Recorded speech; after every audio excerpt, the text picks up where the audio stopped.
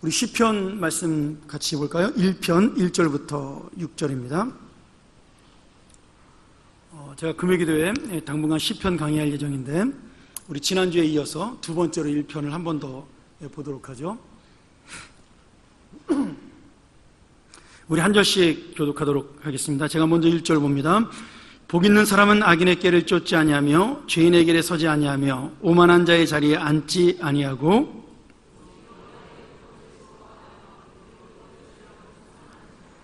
저는 시냇가에 심은 나무가 시절을 쫓아 과실을 맺으며 그 잎사귀가 마르지 아니함 같으니 그 행사가 다 형통하리로다. 그러므로 악인이 심판을 견디지 못하며 죄인이 의인의 회중에 들지 못하리로다. 대저 의인의 길은 여호와께서 인정하시나 악인의 길은 망하리로다. 아멘. 제가 지난주에 하나님의 참된 복이 무엇인가에 대해 잠깐 설명을 시편 1편을 설명하면서 말씀을 드렸습니다. 오늘 계속해서 정말 우리에게 복된 것이 무엇인가에 대한 그런 귀한 은혜를 여러분하고 좀 잠깐 나누겠습니다. 이 복 있는 자라는 우리나라식 표현은 사실은 조금은 원래 다윗이 썼던 이 시편의 어떤 감정과는 설명이 잘 되지 않는 좀 부족한 표현입니다. 왜냐하면 복 있는 사람, 이렇게 복 있다라고 얘기할 때 그 복 있는이라는 단어를 다윗은 이 1편 1절에서 감탄사로 사실은 쓰고 있어요. 이걸 히브리어로 아시레 이런 말인데 우리나라 말로 말하면 이런 겁니다. 복이 있도다 이런 뜻입니다. 아니면 복이 있으라 이 사람이여 이런 뜻이 되는 거죠. 그러니까 지금 복 있는 사람은 이렇게 썰렁하게 설명을 하는 것이 아니라 다윗의 마음속에 감동과 감격을 가지고 크게 외치면서 지금 감탄하면서 이 말씀을 지금 시를 쓰고 있는 겁니다. 복되도다 이 사람이여 그는 악인의 길에 서지 아니하는 자라 이렇게 설명을 하고 있는 겁니다. 이 말씀의 의미는 뭐냐면 지금 다윗이 복받는 인생으로 사는 거 하나님 앞에 정말 복 있는 자로 사는 것이 얼마나 아름다운 인생인가에 대해서 다윗이 지금 굉장히 마음속에 크게 깨닫고 그 말씀을 전하고 있다라는 거죠. 그러니까 여러분 우리가 지금 복받은 인생으로 산다라는 것에 대한 감격도 똑같이 우리에게도 있어야 된다라는 겁니다. 왜 우리가 그런 감격을 가지고 살아야 되는 건가? 내가 복을 받아야 그런 감격이 있는 거 아니겠어요? 내가 복받는 인생이어야지만 이 감동과 감격이 있는 것인데 오늘 말씀에 보면 내가 정말 복을 받은 사람인지 아닌지를 확인할 수가 있다라는 겁니다. 제가 유학할 때 그 시편 공부를 하면서 이스라엘에 하나님은 믿지 않는데 예수 그리스도를 믿지 않는데 하나님만을 믿는 그 이스라엘의 그 성경학 교수가 있습니다. 이츠학 아비리시라는 분인데 그분이 이 시편 1편을 강의하면서 굉장히 이 멋진 뭐라 그럴까요? 실존론적 설교라 그래야 되나? 철학적 설교라 해야 되나? 이런 제목으로 이 시편을 세 가지로 나누어서 이야기를 했습니다. 제가 오늘 그 세 가지에 맞춰가지고 제가 이 말씀을 여러분에게 전하려고 합니다. 물론 그분이 전했던 말씀하고는 전혀 다른 내용인데 근데 그 제목들이 너무나 멋있었어요. 첫 번째 뭐냐면 그 세 가지 질문 중에 첫 번째가 복 있는 사람은 어디로 가고 있는가예요. 그분은 그냥 어디로 가고 있는가 이렇게 설명하고 있지만 저는 이 본문을 보면서 복 있는 사람은 어디로 가는가 저는 그렇게 해석을 했습니다. 그다음 두 번째는 복 있는 사람은 어디에 서 있는가 합니다. 그 세 번째는 복 있는 사람과 함께하는 자가 누구인가 이렇게 이 시편 1편을 우리가 나눠볼 수가 있습니다. 자, 첫 번째로 복 있는 사람은 어디로 가고 있는가? 여러분 그 어디로 간다는 말의 의미가 뭐냐면 삶의 목표에 대한 질문이죠.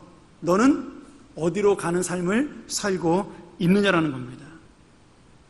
어떤 삶을 살고 있냐를 지금 물어보고 있는 거죠. 그것을 이 시편 1편의 저자는 뭐라 그래요? 나는 악인의 꾀를 쫓지 아니하고 오만한 자의 자리에 앉지 아니한다. 이렇게 자기 자신의 길을 설명하고 있습니다. 자, 여러분 지금 내가 어디로 가고 있는가? 그 말을 반대로 말한다면 나는 지금 의인의 길로 가고 있다는 얘기가 되겠죠. 의인은 복 있는 자는 어디로 가고 있는가? 악인의 길로 가지 않는다, 죄인을 따르지 않는다, 이런 말을 반대로 바꿔놓으면 나는 지금 의로운 길을 가고 있다라는 겁니다.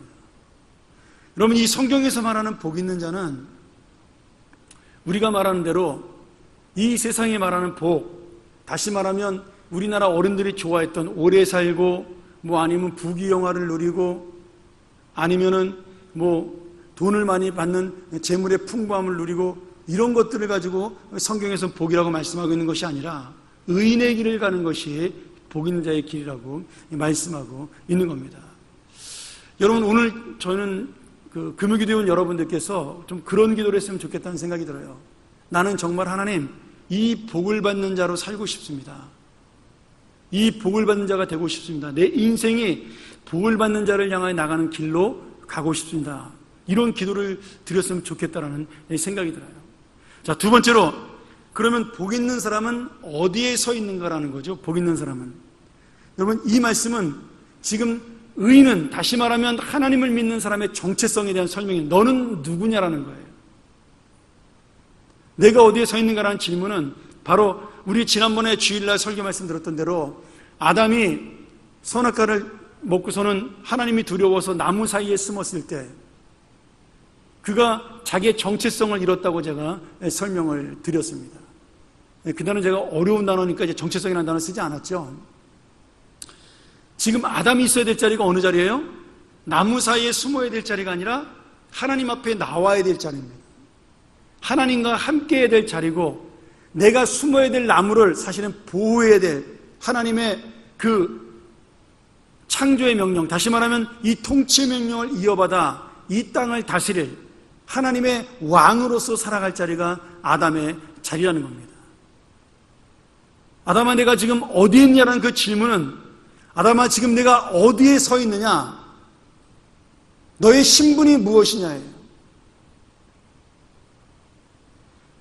너는 지금 누구냐라는 거죠.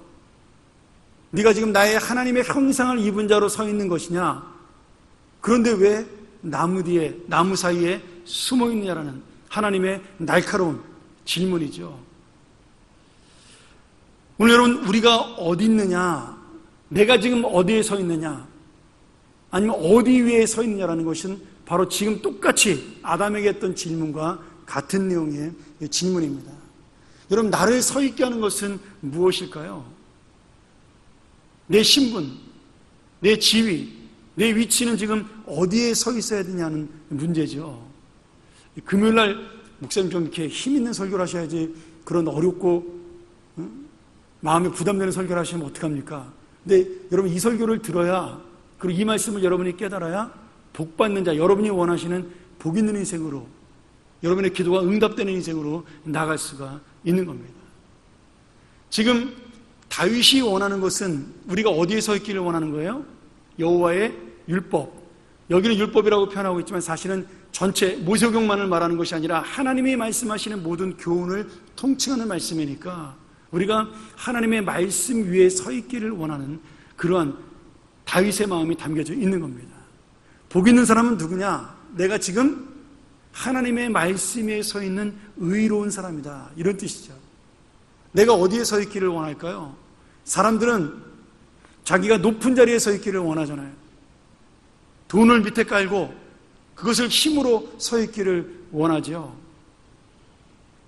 어떤 사람이든지 권력과 명예 속에 내가 서 있기를 원합니다. 그것이 자기의 받침대가 된다라고 생각을 하는 거죠. 근데 지금 다윗이 말하는 것은 왕임에도 불구하고 그 자리가 너의 자리가 아니라는 거예요. 그 신분이 너의 신분이 아니라는 겁니다. 네가 서 있어야 될 자리는 그런 왕이나 권력이나 명예나 그런 자리에 서 있는 것이 아니라 하나님의 말씀 위에 서 있는 자라는 겁니다. 여러분, 그 말씀을 바꿔 말한다면 하나님의 은혜를 사모하는 자라는 의미입니다. 자, 제가 지난주에 했던 말씀하고도 조금 비슷한 말씀이 되겠죠. 내가 서 있어야 될 자리가 무엇이냐? 돈과 명예와 권력의 세상의 것이 아니라 하나님의 은혜 위에, 하나님의 말씀 위에 서 있어야, 그것이 바로 복받는 의인이라는 말씀입니다. 그리고 마지막 세 번째로, 너는 그러면 복이 있는 사람이라면 너와 함께 있는 사람은 누구냐? 거기에 대한 마지막 질문이죠. 여러분, 늘 함께 있는 사람, 복 있는 사람과 함께 있는 사람은 누구죠? 의인이 복 있는 사람과 함께 있는 겁니다. 왜? 복 있는 사람도 의인이기 때문입니다. 의인은 의인과 같이 있는 거죠. 오늘 여러분, 복 있는 사람과 악인을 대비시켜 놓은 이유가 바로 의인이어야지만 하나님의 이 복이 있기 때문입니다. 자, 우리가 지난주에 설명을 들었어요. 여러분, 이 땅에 의인이 있다고요? 없습니다. 이 땅에 복받을 만한 사람이 있다고요? 없다고 그랬습니다. 이 땅의 유일한 의인은 누굽니까? 예수 그리스도밖에 없습니다. 하나님의 진정한 복을 가지고 이 땅에 내려오신 분도 예수 그리스도밖에 없는 겁니다. 아브라함의 복의 근원이라고 하나님이 말씀하셨어요. 여러분, 그렇다면 아브라함이 복받을 만한 의인인가요? 아닙니다. 그저 하나님 말씀을 믿음으로, 하나님을 따라왔으므로 하나님께서 그의 믿음을 의로 여기셨다는 겁니다. 그 믿음을 의로 여기셨다는 전제 조건도 예수 그리스도가 오셔야 그 모든 것이 이루어지는 역사가 되는 거죠. 왜냐하면 아브라함이 우리에게 전수해주는 복, 아브라함이 우리에게 내려주는 복, 그 마지막 복은 무엇이냐면 예수 그리스도이기 때문입니다. 제가 복잡하게 설명하지만 여러분에게 여러 번 말씀드렸던 거예요. 마태복음 1장 1절을 왜 아브라함과 다윗의 자손 예수 그리스도의 세계로 시작하느냐? 아브라함이 바로 예수 그리스도의 첫 번째 정확한 이름이 나타나는 조상이기 때문에 그렇습니다. 그리고 아브라함이 왜 복의 근원이냐? 마지막 복의 완성자이신 예수 그리스도를 약속받은 첫 번째 사람이기 때문에 그렇다라는 거예요. 우리 여러분, 이 땅의 그 누구도 예수 그리스도를 제외하고는 완전한 하나님의 사람이요, 하나님의 아들로 오신 예수 그리스도를 빼놓고는 복받은 자나 의인이라는 사람이 있을 수가 없는 겁니다. 그런데 내가 그 예수 그리스도를 믿음으로 말미암아 하나님께서 나를 지금 뭐라고 말씀하시는 거예요? 의인이라고, 복 있는 자라고 말씀하는 겁니다. 그렇기 때문에 다윗이 그 은혜에 감격해서 나 같은 놈이 복을 받는구나, 나 같은 놈을 의인이라고 인정하시는구나, 나 같은 놈을 사랑하시는구나. 그래서 그 1장 1절에 아, 복이 있도다, 이렇게 감탄하면서 감동적으로 이 말씀을 설명하고 있는 겁니다. 여러분, 결코 여기 앉아있는 우리 모두는 복을 받을 만한 사람들이 아닙니다. 죽었다 깨어나도 의인이 될 수 없고 복도 받을 수가 없는 이 사람들이에요. 근데 예수 그리스도의 은혜로 말미암아, 예수 그리스도의 보혈로 말미암아 우리는 어느 순간에 하나님의 자녀가 되는 복을 받았고, 그리고 지금 그 은혜를 이 시편에서 뭐라고 설명하고 있습니까? 너는 시냇가에 심기운 나무라고 설명을 하고 있는 거죠. 여러분, 이 심기었다라는 의미가 뭐예요? 심기었다라는 것은 저절로 거기서 자라난 나무가 아니라는 거예요. 원래는 시냇가에 있을 나무가 아니라는 겁니다. 이게 지금 수동태잖아요. 어디 저쪽에 말라져가는 나무를, 죽을 수밖에 없는 나무를 예수 그리스도의 은혜로, 하나님의 은혜로 하나님이 그 뿌리째 옮겨다가 지금 시냇가에 심기었다라고 주님께서 말씀하고 있는 겁니다. 여러분, 다윗의 인생이 바로 그런 인생이었어요. 자기가 바라볼 때 자기는 8번째 아들로 대접받지 못하는 인생이었어요. 형들은 사랑받고 형들은 인정받았지만 그는 아버지가 기억도 하지 못할 만큼 먼 관심 없는 그런 아들에 불과했습니다. 그런 사람을 하나님께서 들어서 이스라엘의 왕으로 삼으시고 나의 마음에 합한 자라는 칭호를 내리시고 다윗의 길로 가는 자가 복받는 자라고 그를 만들어 주신 겁니다. 다윗이야말로 쓰러져서 죽을 수밖에 없는 마른 나무와 같은데 지금 이 사막 한가운데서 죽어야 될 나무인데 하나님께서 그의 뿌리를 잘 옮겨다가 지금 시냇가에 심기우셨다는 그런 말씀입니다. 이것을 제가 지난주에 뭐라고 설명드렸어요? 은혜라고 말씀을 드렸어요. 결국 우리가 사는 것은 무엇이냐? 이 하나님의 말씀에 서 있는 은혜. 내가 지금 어디로 가고 있느냐? 어디에 서 있느냐? 너는 누구냐라는 그 모든 것들이 바로 하나님의 은혜 가운데로 가고 하나님의 의로움 속에 서고 그리고 하나님과 함께하는 존재. 지금 너와 함께하는 분이 누구냐? 결국은 나를 마지막까지 인도하실 분은, 마지막 가장 좋은 친구는 예수 그리스도, 그분의 은혜라는 이 사실이죠. 여러분, 내가 지금 손을 잡고 하고 싶은 상대가 누군가요? 오늘 한번 잘 생각을 해보세요. 오늘 아마 여기에 많은 기도 제목을 가지고 힘들고 어려운 문제를 가지고 여기에 나오신 분들도 있을 겁니다. 또 우리 지금 어르신들 중에 병원에 입원해 있는 분들이 꽤 있으니까, 아파서 그런 분들 마음속에 내가 누구를 붙잡아야 사는가에 대한 그런 열망들이 다 있으실 거예요. 여러분 누구를 붙잡아야 사나요? 우리도 다 이론적으로 알고 있죠. 예수 그리스도를 붙잡아야 산다고, 하나님의 은혜를 붙잡아야 산다고 다 알기는 알고 있어요. 진짜 내가 붙잡고 싶은 분이 예수님이냐 하는 문제입니다. 내가 정말 의지하는 분이 예수님이냐는 문제예요. 내가 정말 복 있는 사람이 되어서 하나님과 함께 인정받는 의인의 길로 가느냐는 문제입니다. 그래서 주님이 뭐라고 말씀하셔요?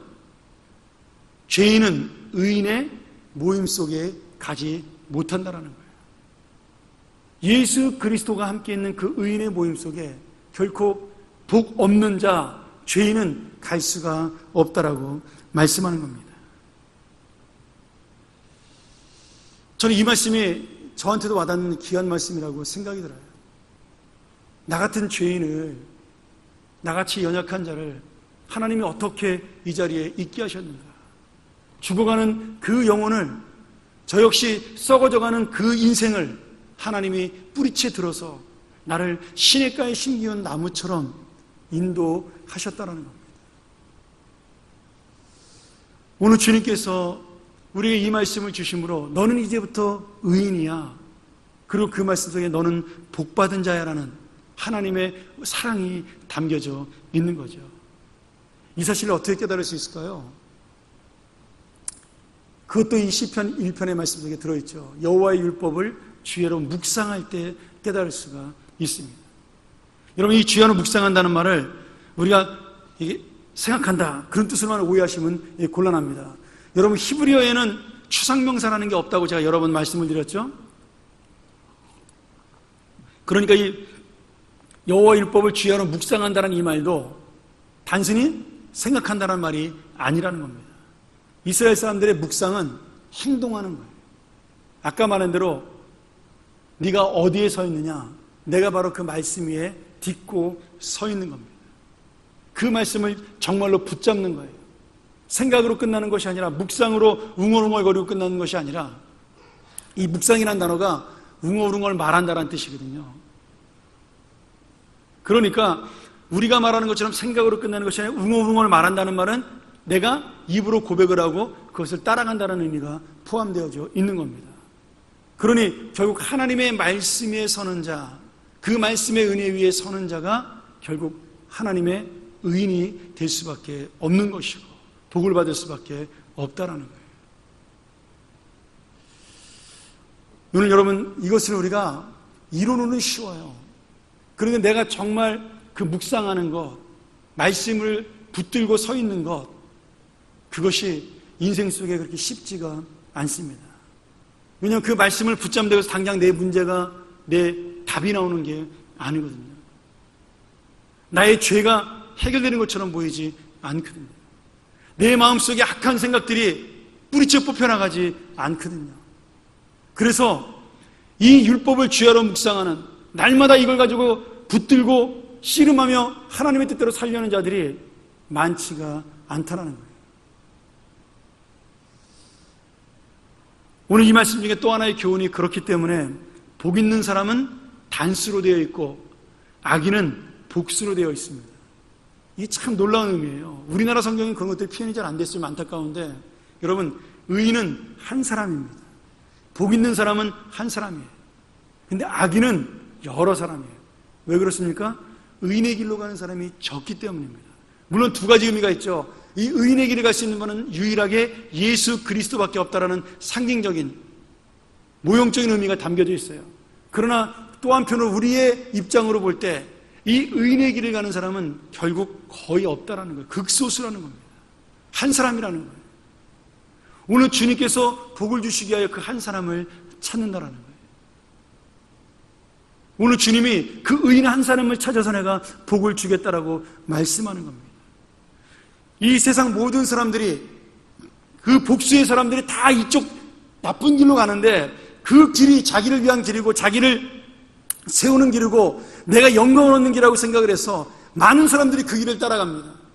그런데 이 한 사람, 하나님의 길을 따라가고 하나님의 말씀을 묵상해서 주님의 은혜를 붙드는 사람은 그 길이 아니라 주님의 생명의 길을 따라가기 때문에, 그 사람이 한 사람밖에 되지 않기 때문에 하나님께서는 그 사람을 의인으로 인정하고 복을 주신다라는 말씀입니다.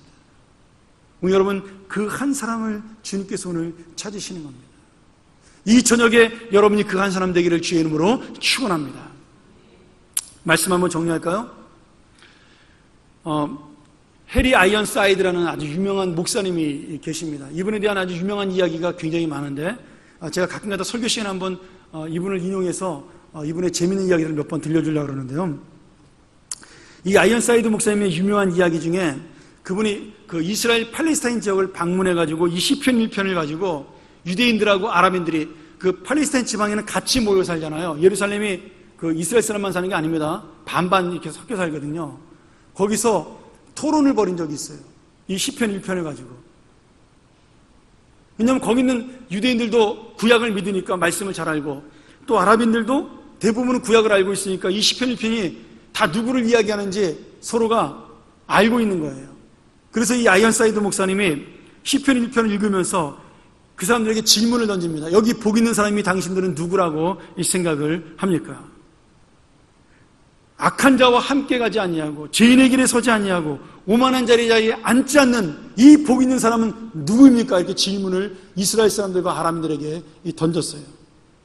근데 거기 모여있는 사람들이 서로 간에 이야기를 하는 겁니다. 여러분, 의인이란 단어는 아무에게나 쓰는 단어가 아니죠. 누구에게 쓰는 단어예요? 죄 없는 사람에게 쓰는 겁니다. 자기들끼리 이야기를 하는 거죠. 야, 그러면 그 의인은 누구일까? 이 복받는 의인은 누구인가? 모세인가? 아니야. 모세도 화를 내다가 하나님 앞에 잘못하고 가나안 땅에 들어가지 못했잖아. 그럼 아브라함이냐? 아니야. 아브라함도 자기 아내를 팔아먹는 죄를 저지른 사람이잖아. 하나님 말씀 듣지 않냐고 하갈에 처벌 얻었잖아. 그러면 다윗이냐? 아니야. 다윗도 위대한 왕이지만 범죄했던 기록이 있는 사람이잖아. 이 의인은 과연 누구인가? 자기들끼리 막 이렇게 설왕설래하면서 이야기를 하는 겁니다. 그 다음에 한참 동안 시간이 흐른 다음에 누구도 이 복 있는 사람 의인이 누군지를 대답을 못하는 거예요. 그들은 단순하게 이것을 자기들이 복 있는 사람이라고 생각을 했는데, 왜요? 하나님 믿으니까. 이스라엘 사람들 그런 착각을 하잖아요. 우리만 하나님의 복받은 백성이다. 근데 아이언사이드 목사님의 이 결론에 따르면 의인만이 복 있는 자라고 설명을 들으니까 그 의인이 누군가에 대해서 답변을 내릴 수가 없었던 거예요. 근데 그 중에 한 노인 한 분이 유태인의 선생님이었는데, 그분이 조심스럽게 이야기를 이렇게 하는 겁니다. 내가 아는 분에게 당신이 믿는 신약성경을 선물로 하나 받았다. 내가 그것을 읽어본 적이 있는데, 나는 유대인으로 그 신약성경 그 책을 믿을 수는 없지만, 만일 신약성경이 사실이라면 시편 1편에 복 있는 의인은 너희들이 믿는 나사렛 예수일 것이다. 이렇게 대답을 한 겁니다. 여러분, 이게 얼마나 놀라운 말씀인지 아세요? 제가 예전에 읽었던 책 중에 구약의 그 히브리 대학에서 공부했던 목사님이 썼던, 우리 선배인데 그분이 썼던 책에 이런 얘기가 나와요. 자기가 이사야서 53장을 친구들하고, 그 이스라엘 친구들하고 랍비들하고 이야기를 하면서, 이사야 63장 여러분 기억하시죠? 우리의 전한 것을 누가 믿었느냐? 예수 그리스도의 고난을 예언한 그 말씀이잖아요. 그 말씀을 쭉 읽은 다음에 친구들에게, 그리고 그 랍비들에게 질문을 던졌다는 거죠. 이 구약 이사야서 53장에 나오는 이 사람이 과연 누구냐?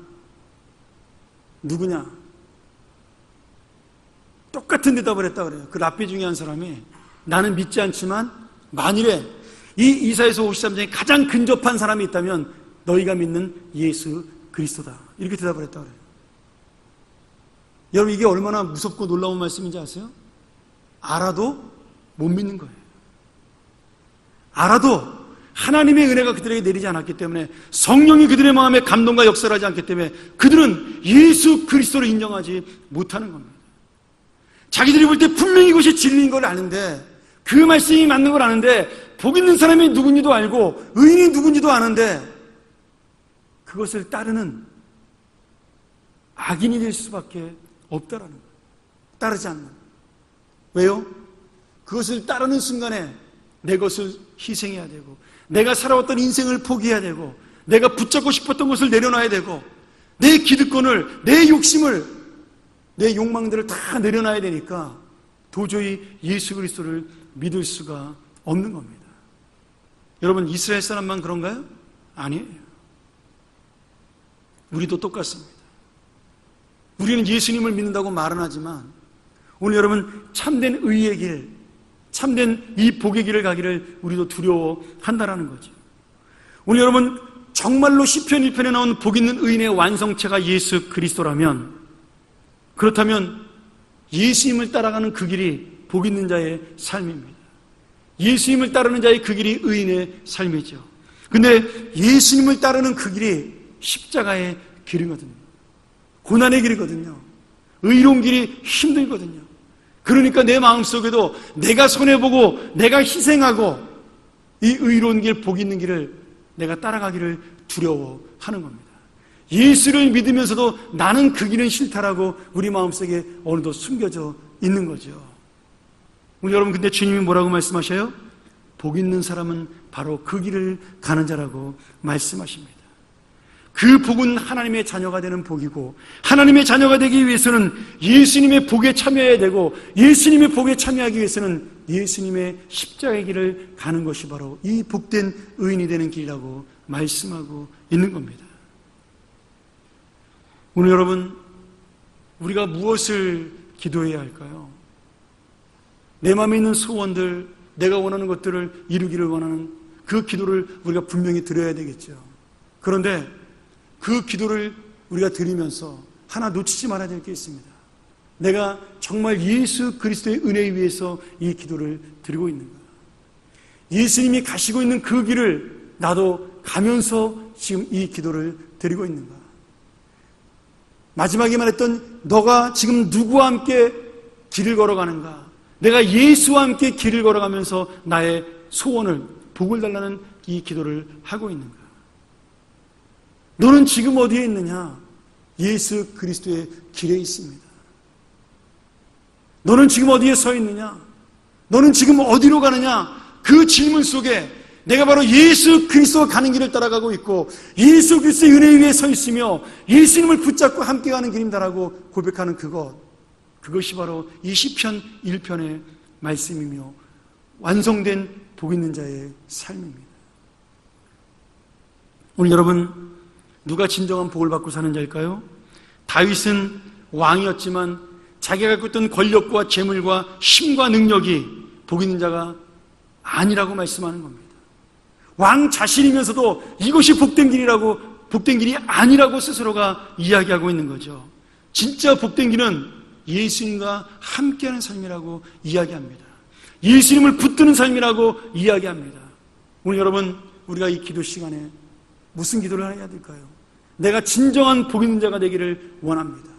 나의 문제를 주님 앞에 내어놓고 주님의 은혜 앞에 맡기고 내가 주님의 길을 가는 자가 되기를 원합니다. 주님의 길에 서는 자가 되기를 원합니다. 주님과 함께 붙잡고 사는 자가 되기를 원합니다. 여러분, 그 기도 제목이 이루어지는 그 순간에 여러분에게 진정한 복은 저절로 이루어질 것입니다. 여러분 문제도 해결될 것이고, 여러분이 원하는 그 모든 것들도 그 하나님의 은혜 가운데 하나님이 알아서 저는 해결하실 것이라고 믿어요. 내가 그것을 강제로 하나님께 달라고 기도한다고 이루어지는 것이 아니라, 내가 이런 복받는 길, 의인의 길, 복된 길을 따라가는 그 순간에 하나님의 역사는 내 인생 속에 이루어지는 겁니다. 오직 주님의 은혜만이, 오직 주님의 길만이, 오직 주님의 말씀만이, 그리고 예수 그리스도가 나를 붙잡는 그 놀라운 십자가의 길, 그 복음의 길이 바로 나를 복으로 인도하는 놀라운 길이라는 사실을 여러분 놓치지 마시고, 오늘 이 저녁에 기도함으로, 하나님을 붙드심으로 이 놀라운 의인과 복의 길을 놓치지 않는 여러분 되기를 주의 이름으로 간절히 축원합니다. 우리 한번 같이 이 말씀 의지하면서 기도했으면 좋겠습니다.